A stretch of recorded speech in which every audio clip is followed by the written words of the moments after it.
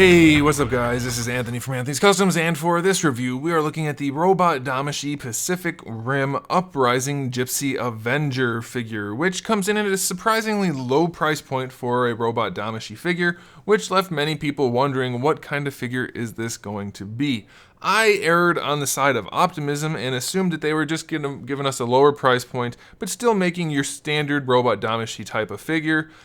I was wrong. These are generally very much cheaper than you would expect in terms of build quality. They are not, in my opinion, fit to be part of the robot Damashii line. They're clearly only worth the price point that they are being sold for, which is 20 bucks roughly. So yeah, I'm pretty disappointed with it. It's better than, I guess, a lot of $20 figures maybe. Like if you compare it to Marvel Legends figure, I guess it's technically better, but it's still...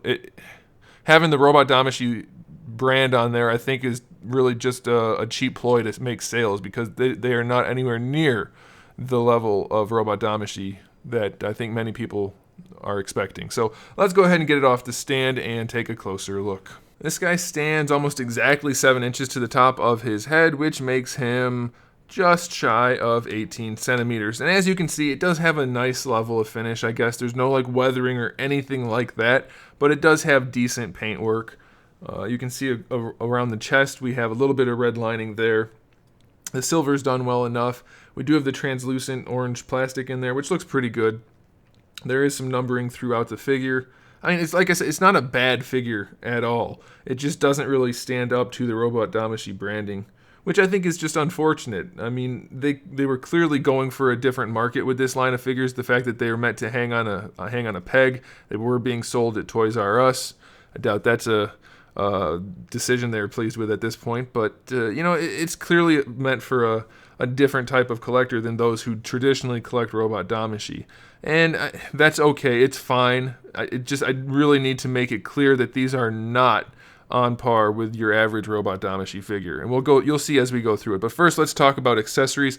I guess the first ones I should mention are these guys. These peg in on his back, and I guess they stay there. I don't know, I haven't seen the movie yet, but those just peg in on the back. Okay, and then other accessories include, we have the 2 fist hands that come out in the package, and then 2 kind of like Hadoken hands, which are kind of hard to pose because of the shape of the hand, the way it has the peg at an angle. And then we have these forearm guards right here, these wrist guards. They don't move at all, so the hands are kind of useless.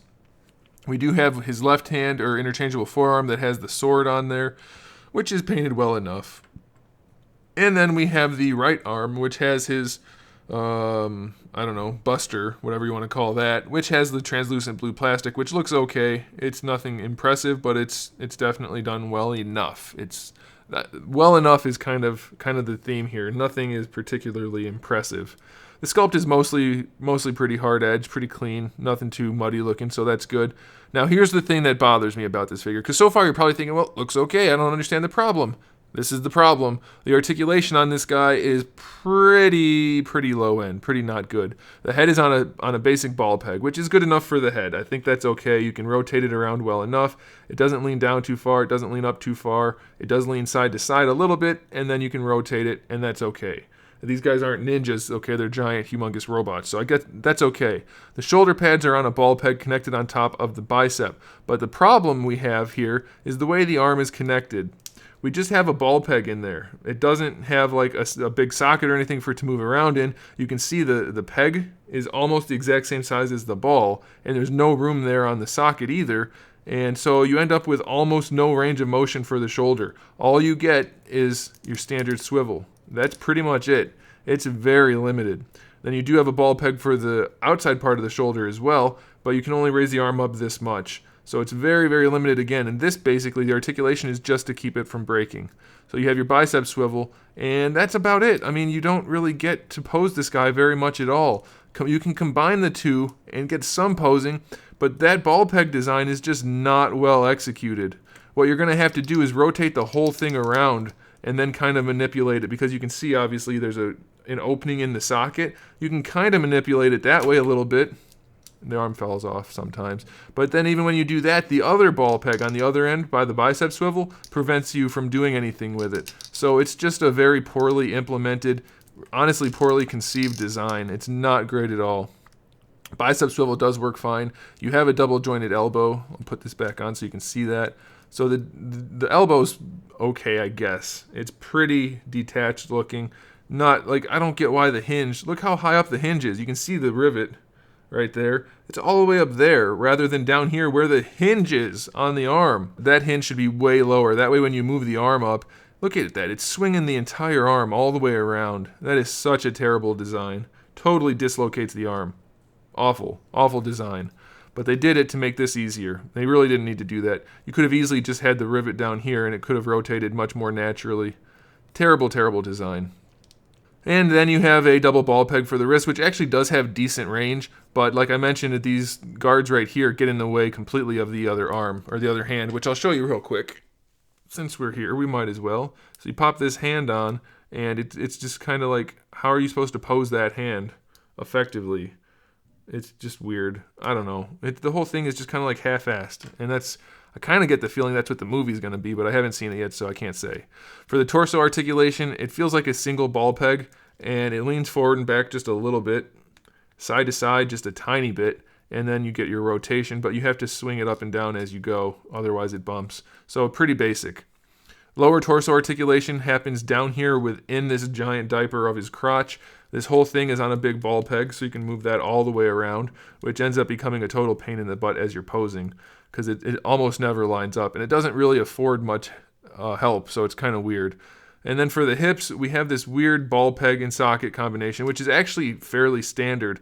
And then this ball peg down here where that socket connects into the thigh, also fairly standard, but the way it's implemented, you end up with just these giant gaps in the hips that really never go away. Maybe that's how it looks in the movie. I'm kind of guessing it's not. It's just not great, and you still don't end up with very good range. So you can bring the hips up a little bit, you can drop them down a little bit, but they still only go like basically your normal action figure range. So what are we gaining from it? You can drop them out and make them go all the way wide, and then you can kick them all the way up, but I'm guessing that's not necessary, and also you end up with just giant gapping in the hips. So you end up with really, really wide hips that don't look like they're really connected by anything. It just looks bad. It doesn't look very good at all. Again, I get that it's a $20 figure, so it's technically fine. Objectively, it's fine, but being under that Robot Damashii branding, this is not what I've come to expect from them, so that's a bummer. For the knee, we also have a really, really ugly knee joint. Much like the elbow, it swings it really wide out, and you end up with just a pretty ugly knee. It's not as bad as the elbow, but it's not great. So what I found is better is to just leave it and only use the one joint, unless you really need that extra range. But if you only use the one joint, it looks much better than if you use that one too. So that's that. For the ankles, we have a double ball peg, and on this side it works fine. It leans back pretty far. It doesn't go that far forward, but pretty far. And you can kind of lean the foot a little bit in there, basically just for stability. But this one loves to pop out, and this one doesn't want to move. I can only use the bottom ball peg. The upper ball peg is incredibly stiff, and I feel like I'm going to snap it.